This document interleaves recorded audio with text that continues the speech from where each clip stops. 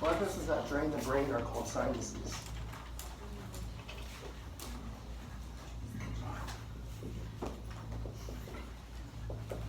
That drain brain,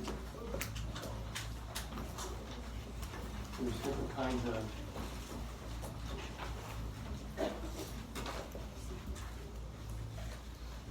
sinuses, and they're contained within the dura mater.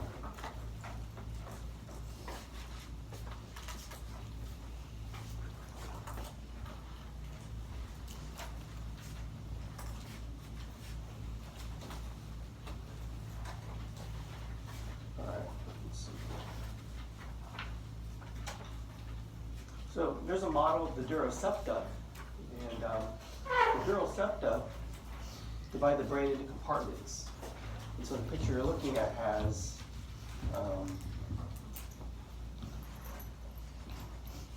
what can you tell which one the brain is missing? I hope. You see a brain there? No, it's not there.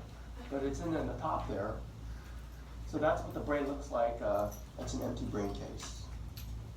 So you need to know the falx and the tentorium. Falx, cerebri. I gotta find this stupid slide. I walk in the morning and everything's missing. Not there, not there. I'll just kind of scan the keyboard. It's a black one though. Oh, there it is. I'm gonna put it up here.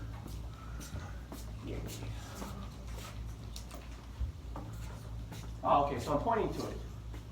But I mean, it's this whole rainbow thing from posterior to anterior. And what it does is it's dividing the cerebral hemispheres. Hence the name cerebri.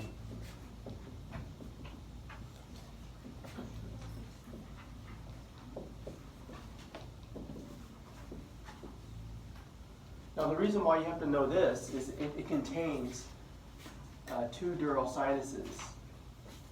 It contains the superior and the inferior dural sinuses. You can see they kind of like section the piece out so you can see it.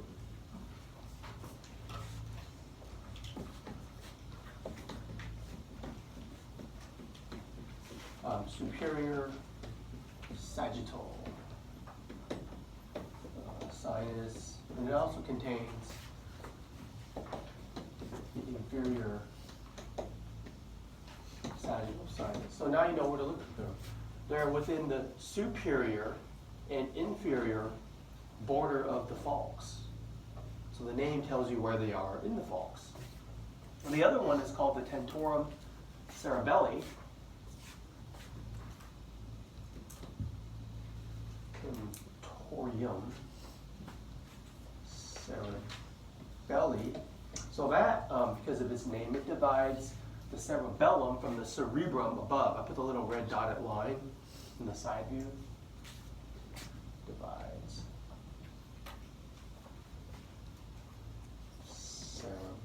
cerebellum from cerebrum. And along this posterior border in the transverse plane is the transverse sinus. We'll look at it more. So it contains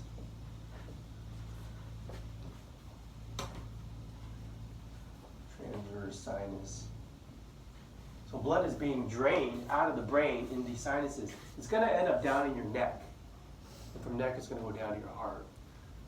So here's a picture where they show you these sinuses from leaving them on the brain. Here they're within the dural septa.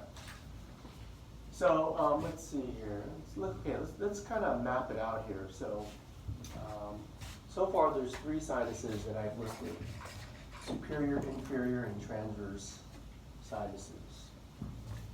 So let's there's some other ones too I want you to know.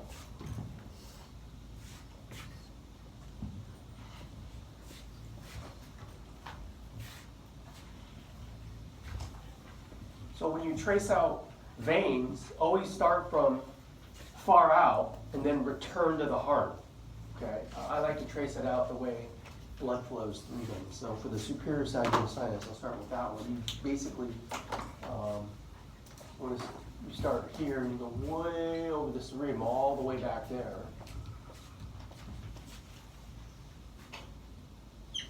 More or less.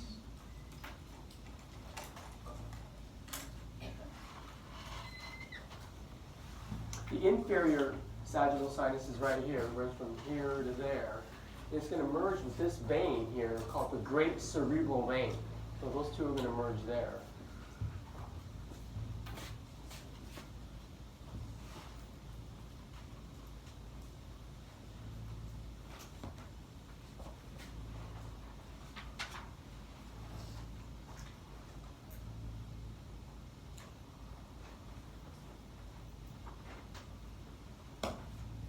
Okay, so far, this big one here, number one, that's the superior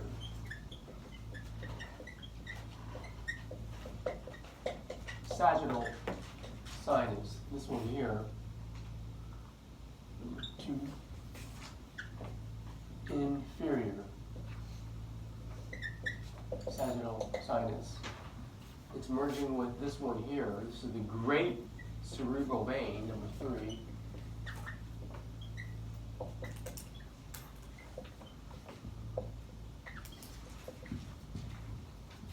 And those two merge to form this sinus right there. Number four is the straight sinus. Simple name, it's straight, and it's sinus. And those are going to converge at the back of the brain here. So this area right here, where they all flow together, is called the confluence of sinuses. 5. Confluence means flow together. Con means with. Flu means flow. Confluence of sinuses. But it doesn't end there. So this is like directly in the back of your head. But from there, they're going to jut out in the transverse plane. And it's going to be the transverse sinus. Then it's going to take this S-shaped term out of the skull. That's the sigmoid sinus, and that's in your neck. That's the internal jugular vein, so let's kind of finish it there. So I'm going to call this 6 transverse sinus in the transverse plane. This is going to snake down the skull in an S-shaped sinus. It's called the sigmoid sinus because it's S-shaped.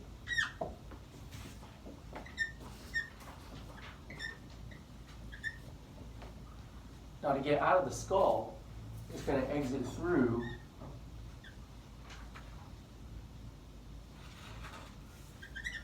jugular foramen.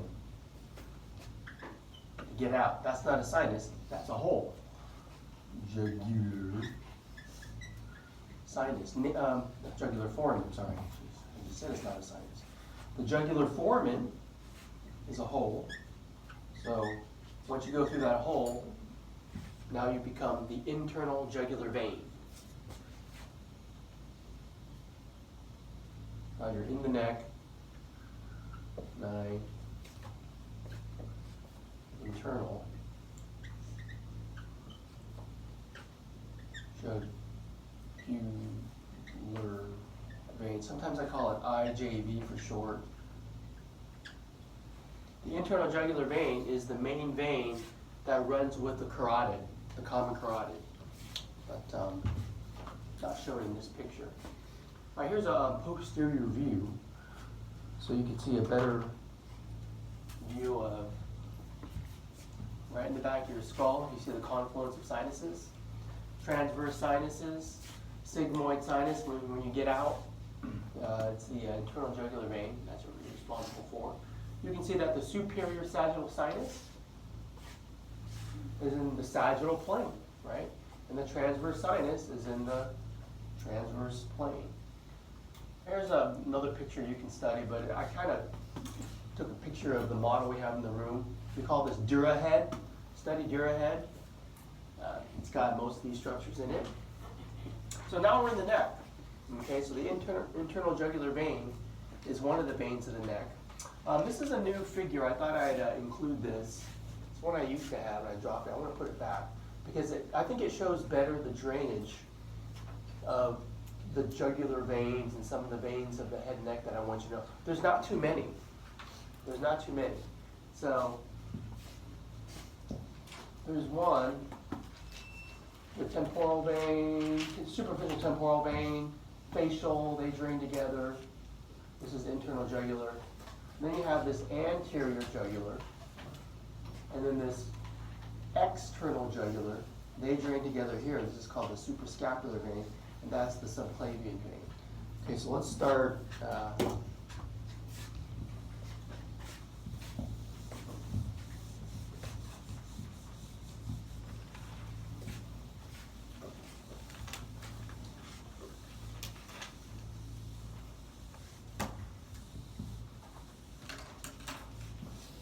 I'll start with the superficial temporal vein. The side of your temples is going to go down here by the jaw, and merge with facial vein. I'll just do the blood vessels.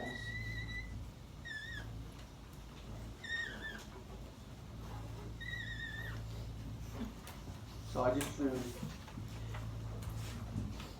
this one and this one by your jawbone, all merging together.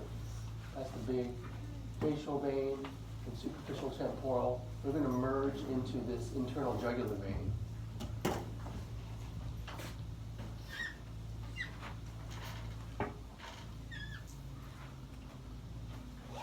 Okay. Boom, boom. 1, 2. Superficial temporal vein along with facial vein. They merge and they're going to flow into here, the IJV. Now,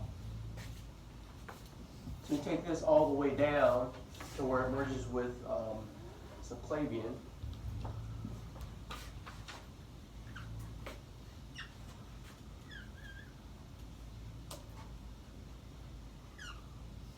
Subclavian is going to give off, well, let's start from up here. You have external and anterior jugular. They're coming back and draining into suprascapular vein. So let's go to the front, right around here, in the anterior jugular. We'll go back here, have to go over this. The external jugular.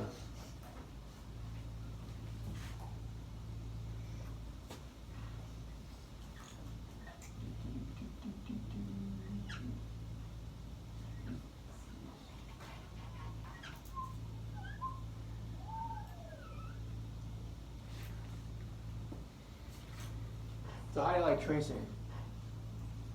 I used to never do this. Then the student came up to me, "Are you going to trace?" Okay. So what do you guys think? Some instructors do it. Sometimes I just give board notes and let the picture do it. But I think some students benefit from learning it by tracing it out to get a mental. It depends how you learn. I don't mean to like mock students, but it's like I have to learn from students. Like I learn better. I can just look at it, and I can just like take verbal notes. But some students need this kind of exercise, so I decided to start doing it more. Okay. And you have to decide if it helps you or not. You don't have to do it. Let's see, boom, boom, boom, and then this one. This is anterior, so. Let's see here.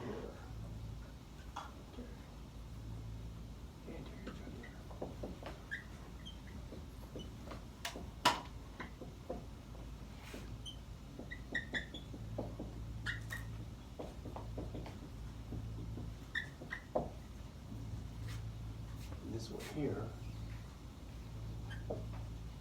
suprascapular.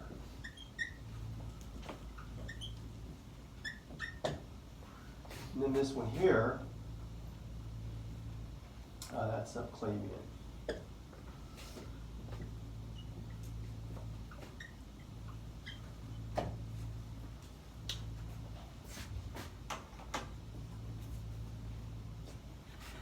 So during the lab time or not, if this kind of thing helps you, you should give me some feedback because I don't know if I want to keep doing it because it takes a lot of time. And by taking a lot of time, I'm taking your lab time. So that's kind of why I asked. What do you need more? You need more lab time or do you need more explanation? So there's kind of some wiggle room there. I like how you point out landmarks. Okay. I haven't stopped doing that. I'll always do that. Let's see here. But I do realize some students benefit from tracing it out. Let's see here. And I think the reason I didn't do it before is it's hard. I gotta practice. I was sitting on the couch for hours yesterday. Like, how am I gonna draw this out? Because I did it really fast, right? I had to practice. Now, and I think it's good practice for you. If you can do this without looking at anything, you know it, at least in terms of tracing it out. And it might make you study the model a little bit easier. So it might be more efficient for you too. Oh, okay, so here's a question. What's this one here then?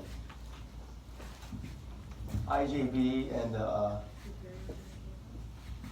when you're close though, right before that, brachiocephalic vein, then superior vena cava. That's really close.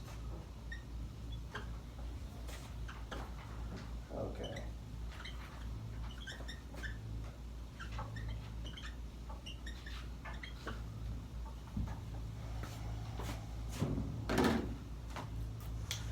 All right, so here are some other pictures, and some of these veins are very superficial. This gray tissue that you see is called the cervical fascia, the deep cervical fascia, and it's on top of a muscle. And so if you remove skin subcute tissue, some of these veins are on top of the fascia, not deep to it. So one landmark is the external jugular vein, number 5. That part of it lies on top of this big neck muscle, the sternocleidomastoid. So that's what I always look for. Okay, when I dissect cadavers, I look for that one first on top of the sternocleidomastoid.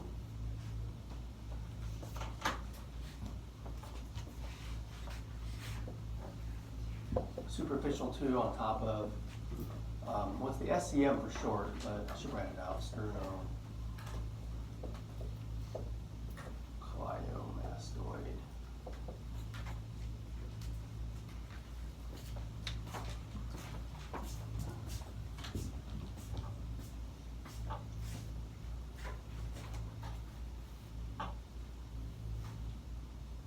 Okay, so you can see if you cut through the deep fascia, and then if you kind of reflect back the SCM a little bit, you can see what's called the carotid sheath. And inside there, oh, there's facial vein, but that's internal jugular vein, the main vein that runs with the carotid. Okay, so that's kind of where you take your carotid pulse, the artery in there, but you can see the relationship. This is a much smaller vessel. The internal jugular vein is a larger vessel, and it's usually illustrated that way. So that way you don't confuse the two. You know which one's more external. Okay. Let's see. Oh, I forgot to point out anterior jugular vein. Okay. Well, these next slides, I just wanted to point out the models I use, but just disregard it because I posted a updated slide yesterday. I don't know if you saw it. Some of you are asking me for pictures that I might use, because you know I used pictures to point to things for the first lab practical. So I put together a file, so I was like, oh, okay, I'll just select from these, I guess. And I chose all the ones that were in the lecture slides already, and I went through my iCloud and I found some more that I took that I forgot about, and I added those so you would have access to them. So you know that. So just look at those. Is anyone looking at those YouTube clips? I made those a couple years ago, but I always test the same things. If there's anything different, I'll mention it in class, and those should help you when you're away from the classroom. And they might be a good way to view those before you come to class. Okay. I think you've spent enough time in A&P to know now, if you're learning here for the first time, that's not the way to do it. If you're learning from if you got the key and you're finding things, you don't know it, that's not the way to do it. Okay? You shouldn't even be here. I mean, seriously, you should go to the library, learn it first from pictures and lecture notes, then come here. Okay? Otherwise, I think you'll be very frustrated trying to get these blood vessels down. You know, that concludes head and neck. I want to go into the blood vessels of upper limb, lower limb. I really hope you guys get a head start on studying for the lab practical. Starting today, in today's open lab, okay? Because you only got 2 open labs. You got this Friday and next Friday. So strike while the iron's hot, you still have time. If you wait till Monday, I think it's too late. I really do. Okay.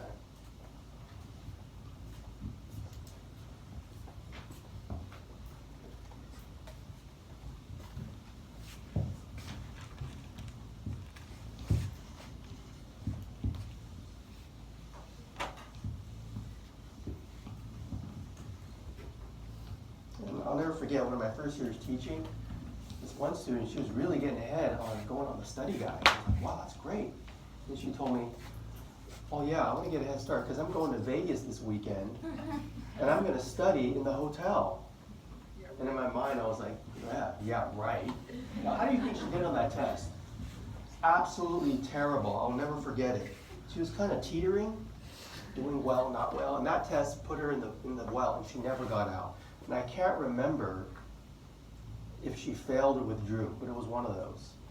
So I tell that story just to kind of, for this unit exam, now's the time.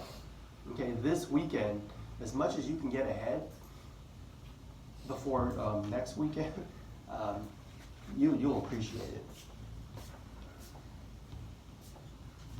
So no one's going to Vegas, huh? Wow. I don't know. I don't want to pinch on your plans, but I'm just saying, you got exams coming up. Now this picture is starting, let me go back. So I want to teach the lower limb first. There's upper limb, lower limb. We're doing lower limb. Just the blood vessels. And I'll list a few landmarks along the way.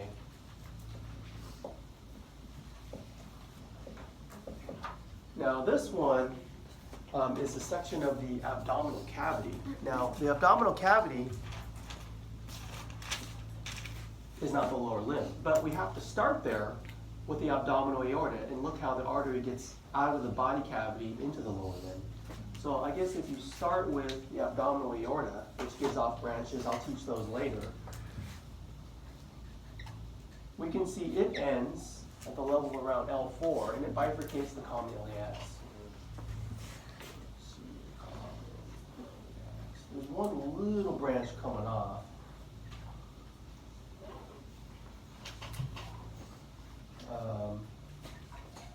Let's go. The full name is,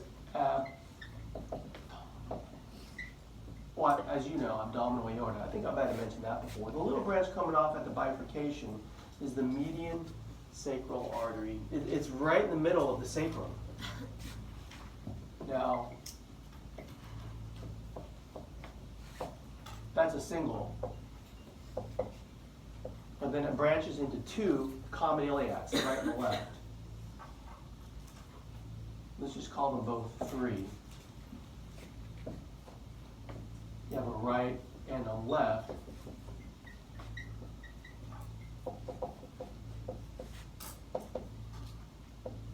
Common iliac artery, the right one and the left one. And if you follow them down, they bifurcate into internal and external iliac.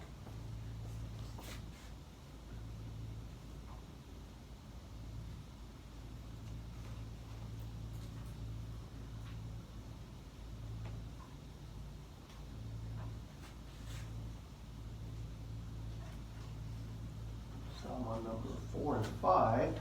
Now 4 and 5, internal, external iliac. Now, by its name, the internal iliac has many branches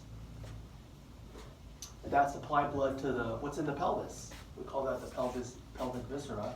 And then number 5 is the external iliac.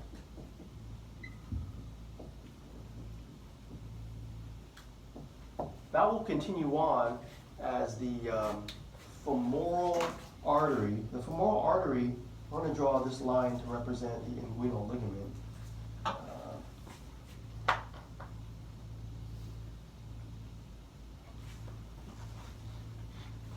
The inguinal ligament in the groin area. Once the artery passes underneath it, the artery doesn't change just the name. It continues on as the 1/6. It continues on as femoral. So when you kind of change regions, you kind of change the name of the artery, even though it's just one tube. Okay. All right, so that's basically this picture. I'm going to talk about the internal iliac a little bit. What I can do is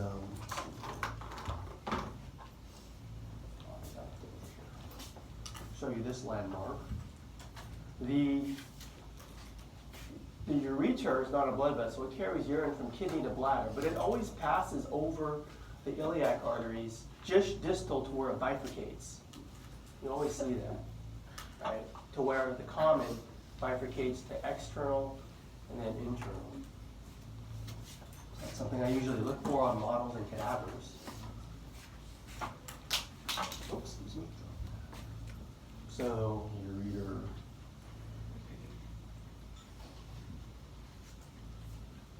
Ureter crosses iliac vessels just distal to where they branch into, the internal external. So it kind of helps orient you when you're kind of looking at close-up pictures. Another thing I want to do is I want to not only show you how arteries squeeze out the front to the lower limb, how they kind of squeeze out posteriorly to supply blood to the gluteal region. And a landmark muscle to look at is the piriformis, because it fills this space in the posterior pelvis, so it forces blood vessels to kind of like emerge superior or inferior to it.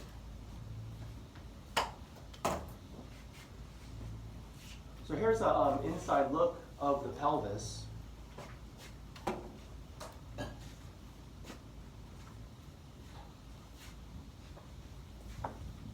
me erase this.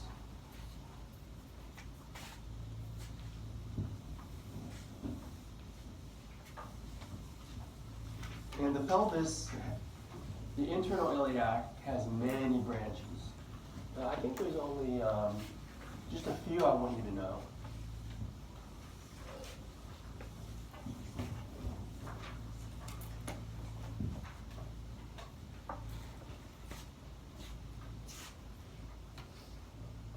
And there were some I cut out. That's kind of why I updated the study guides, because I eliminated many of the branches. So if you studied the old study guide, don't worry, you just studied more than you needed to know. I always think that's a good thing. But the updated study guide, I eliminated some of these branches. I'm just going to stick the essential ones I think you should know.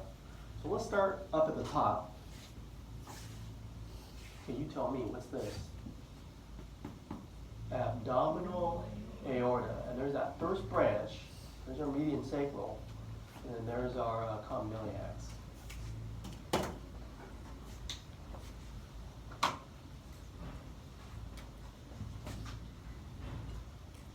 First branch, common iliac, is common. I guess we'll follow the right one. That's what we're going to do. Okay, so it follows, and then it branches into internal, external.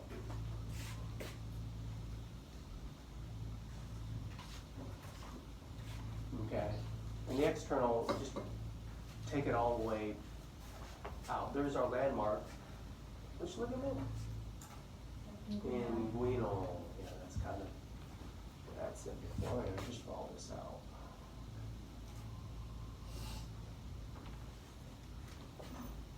This is inguinal ligament. Okay, and follow the internal. Now, the internal has these two major branches. They call them divisions, anterior, posterior divisions.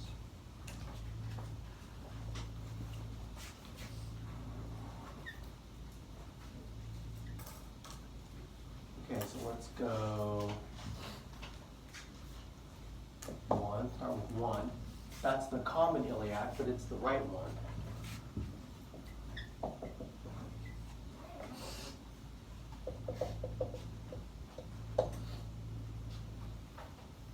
And I think it does help to put left or right when you identify them, as I do. Not just the name, but left or right is also expected. Okay, well this one here, okay, so this is, we'll go 2, 3, external, internal iliac.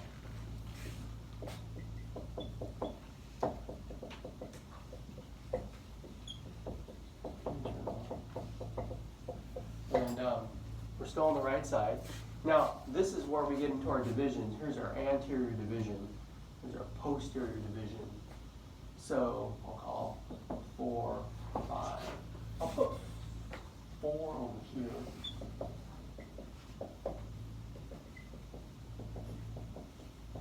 Now the anterior division has some branches, so I'm going to list it separately from the posterior division. So I can list the branches under each that you have to know. For the anterior division, if you follow it, there's the first one coming off. This says umbilical artery obliterated. It got cut off there. But if you follow this first branch coming off, it's labeled number 4.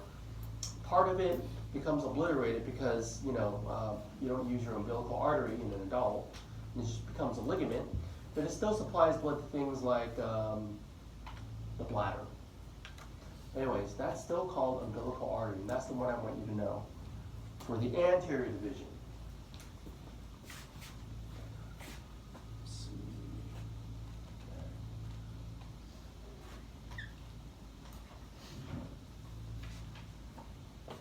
So I'll just kind of list it. I'll call it A, so 4A. Umbilical artery. So I want you to know that because I want to teach the fetal circulation, so that kind of relates. Now the posterior division, there's many branches. The only two I want you to know are this one and this one. Notice they exit above and below the piriformis. So that's our landmark. Let's see,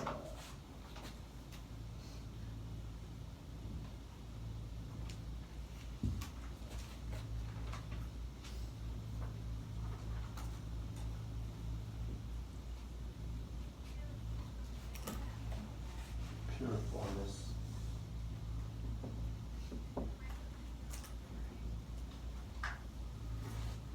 Okay, so the posterior division,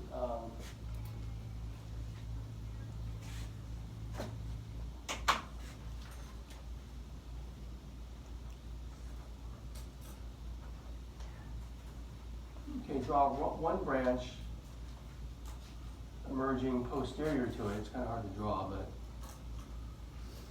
it emerges and it's going to like exit above it right there. So this branch here that I'm drawing behind the piriformis, because it's exited, it exits superior, and you call it the superior gluteal artery. So I'll list it under posterior division. Superior gluteal artery. Now there's this other branch that exits below it.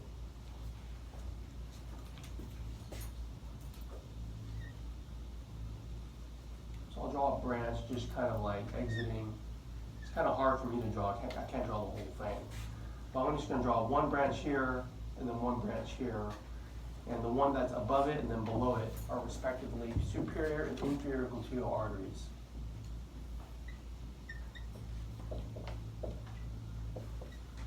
Okay, and I think those are the only two. Yeah, those are the only two I want you to know for the posterior division. I'm trying to make sure I'm not forgetting anything. Okay.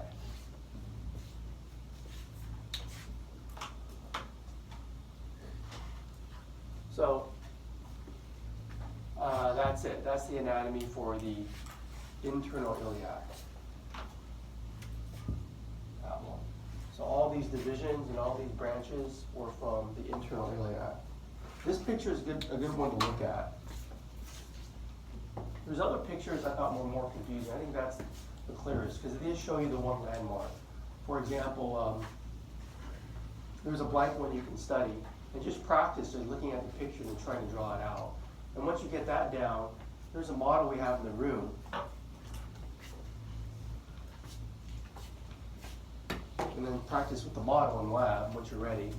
And I made sure to include the landmark, the ureter. So if that's the ureter, what's above the ureter? That would be common iliac.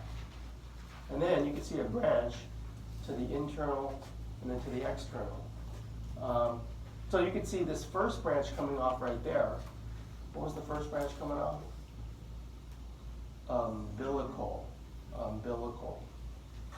Now this one you can see exiting above the piriformis, so that's superior, inferior gluteal arteries. Now they are numbered there, but I didn't need to see the number, right?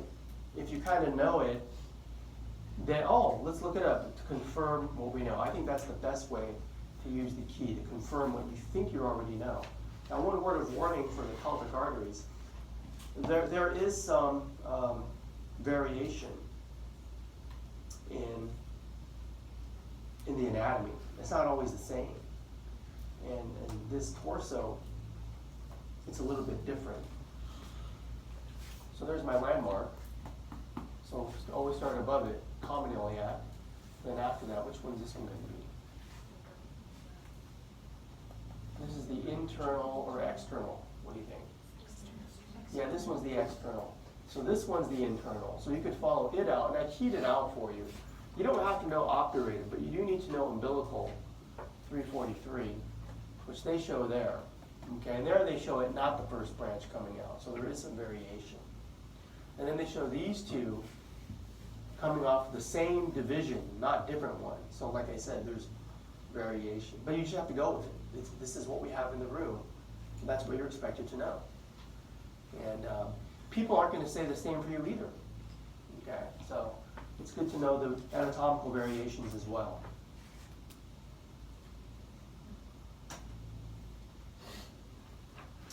Now for the gluteal region, let's look at the superior, inferior gluteal arteries. Here you can't see it. What you got to do is remove glute max. And once you do that, you cut along here. That's glute max, reflected back. Here's my landmark. What's the landmark muscle again? Piriformis. Now do you see a nerve artery and vein emerging there and in there? So it's the superior gluteal nerve artery and vein bundle. I just wrote the artery on the board, but there it is, there and there. So, that's kind of why I had you know those. They're modeled quite well. So if you can identify your landmark, piriformis, then what's that? Inferior gluteal artery, superior gluteal artery. Now, I'm not going to ask you that, but you should know this from 4.3. It's the largest nerve of the body. Sciatic. Sciatic nerve usually emerges inferior as well. Okay. Now, one of the branches was umbilical. However, the umbilical artery is a part of this figure, but I kind of use it as a springboard to teach the entire fetal circulation. So we're going to sidetrack a little bit. Now that you've had the heart and you know adult circulation, it's good to talk about fetal circulation. So we'll do that.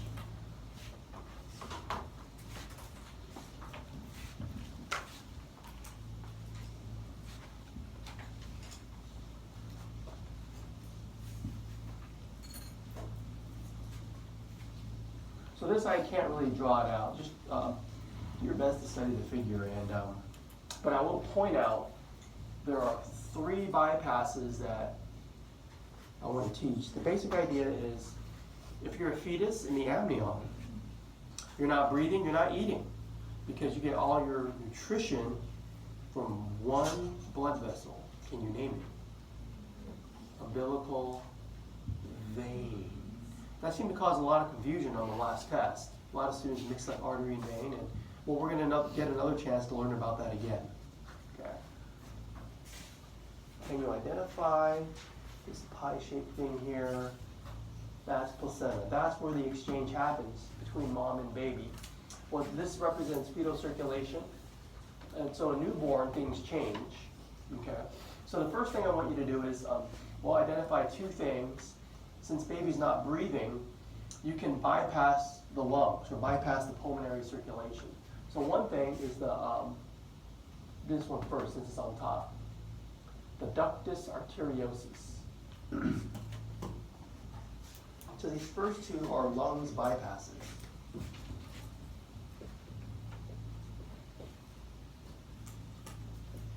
You can bypass the pulmonary circulation. You're not breathing. You need to supply blood to the lungs for development, but not necessarily for pulmonary circulation. Okay? Because you're not going to oxygenate the blood of the lungs because baby is not breathing. So, ductus arteriosus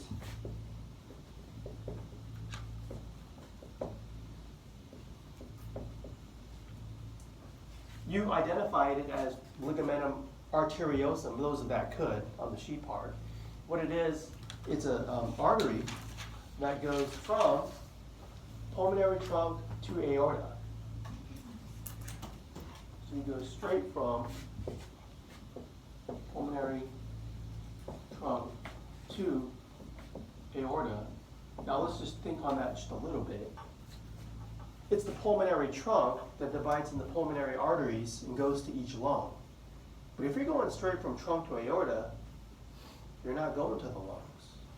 So that's a lungs bypass. Okay. The other one, you go straight from RA to LA through the foraminal valley.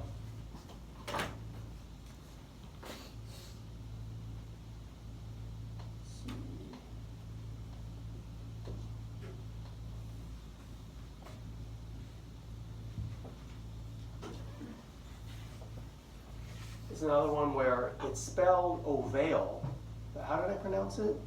Ovale. I don't know why anatomists like to do that. That's another one. But spell it ovale, pronounce it ovale. And that goes straight from RA to LA. So let's think about that. Normally it goes RA to RV, and RV to pulmonary trunk to lungs. But if you go straight to LA, you're already on the left side of the heart. So you've skipped the lungs again. So what's happening in fetal circulation is the lungs are filled with fluid, and it provides more resistance against the pulmonary circulation. So blood flow is always the path of least resistance. So blood that's pumped up here, it's like these are filled with water. It's too hard to flow in there. It's easier just to go straight to aorta. Okay, blood gets to RA. Normally it goes RV up there, and some blood does, but there's so much resistance backed up here. It's like, it's easy just to go right over here.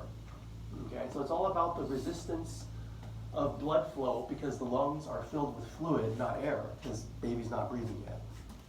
Now, okay, so then you're born. You born, what happens? Baby takes first breath, you hear baby cry. It's always a good sound because now lungs are filled with air. Now there's less resistance. So it's preferential for blood to flow to the lungs. So this ductus arteriosus closes up, and it's called ligamentum arteriosum in the newborn.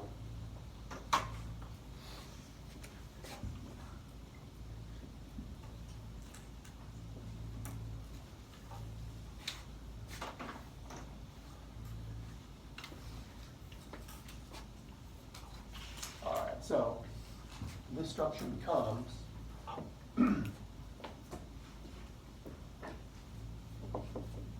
ligamentum arteriosum.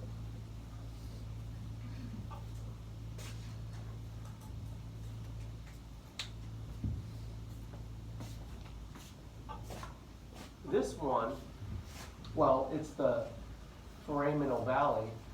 So that one, it's more like a valve. And when you take your first breath, the valve closes and leaves a depression. You can see it from inside the right atrium. It's called the fossa ovalis when it's closed in the newborn.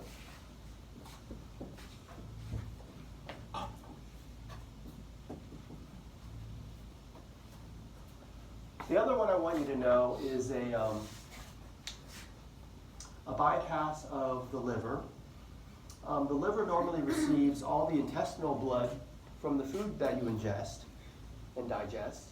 But of course, baby gets it all from the umbilical vein, so you can bypass the liver. And so the bypass is, you go straight from umbilical vein, you go through this ductus venosus, right to inferior vena cava. What you don't know is the liver normally takes all the intestinal blood and then goes to inferior vena cava. Okay, but now you just go straight from umbilical vein to vena cava, no liver. All right, so this one is a liver bypass. Everything you put in your mouth and swallow, it goes to the liver for sure. Okay, healthy organic supplements, unhealthy food, whatever you stick in your mouth, you swallow it, it goes to the liver first. But not in fetal circulation. You go straight from umbilical vein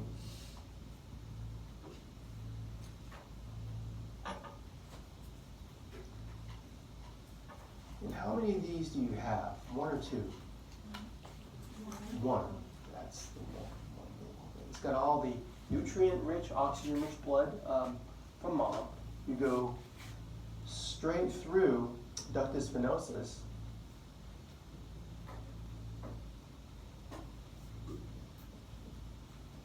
to inferior vena cava.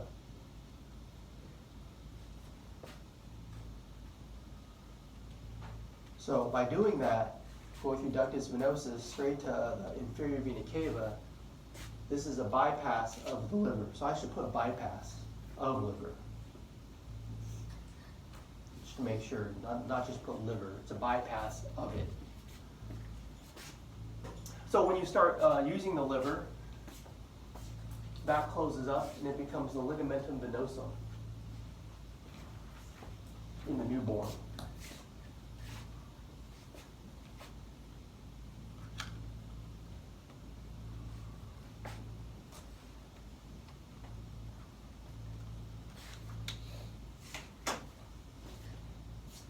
I did include a fetal circulation picture on my set of slides, but it's not this one. I used the one from the Atlas of Anatomy.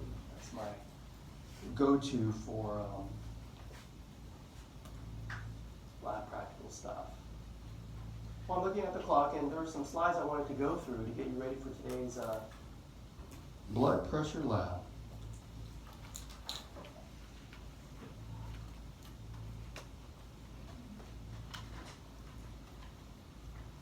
So I want to go back to the baroreceptor reflex slides, and you can kind of take a look at, starting from where it says signs of the chokeout. Well, don't worry, we're not doing this in lab, but I think it's good. They looked at it scientifically, and it kind of illustrates the baroreceptor reflex in a way where we can watch and not actually have to do it. And some of your lab review questions are these. So you don't have to answer these now. They're a part of the lab write-up. And this science guy, John, he's going to be choked out. We're going to look at things like heart rate. They monitor his pulse ox. It's really fun to look at. So let's take a look at science of the chokeout.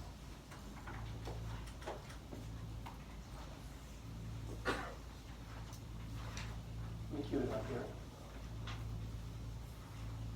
I'll have to get the sound working.